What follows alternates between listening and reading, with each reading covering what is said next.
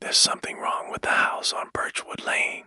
Everyone who walks past it seems to know it without needing to be told, without daring to ask why. The windows, though intact, seem fractured as if the glass fights to hold itself together. The shingles on the roof look permanent, yet somehow they appear to shift each time you blink. That house doesn't age. No one ever enters, no one ever leaves, but every few years, as if clockwork, the neighbors whisper about the lights. It starts dimly. Faint glows behind the curtains orange, yellow, flickering as though candles burn deep within. At first, you can ignore it. Maybe someone finally moved in.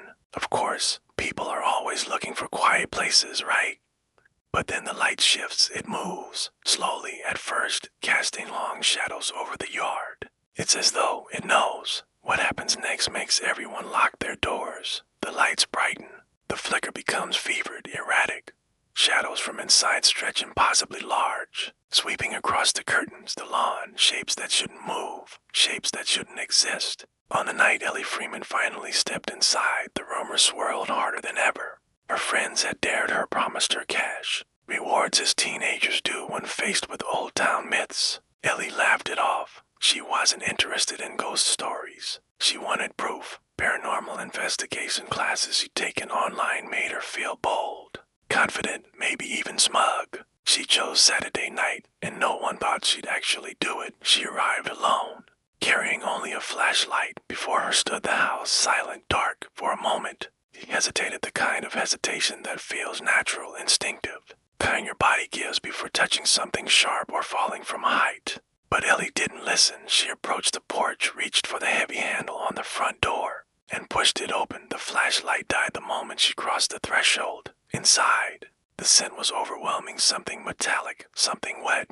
no furniture. Though she swore her steps felt muffled, like walking on carpet. The walls stretched endlessly in both directions. Impossible considering what the exterior had looked like. And the shadows, they moved, darting from corner to corner. Quiet whispers under her breath, never loud enough to catch. Her phone wouldn't turn on. Even the little red light for battery notification refused to flicker. The lights she'd caught from the street were still here, though much closer than expected, dancing along the staircase or beneath her feet, rising up from where the ground should have been solid, but instead felt thin, fragile, as though she might fall through. Outside had disappeared. The windows were gone entirely now, or had they ever been there? Her last text was sent to a friend who had begged her not to go. The message simply read, "It's bigger than I thought.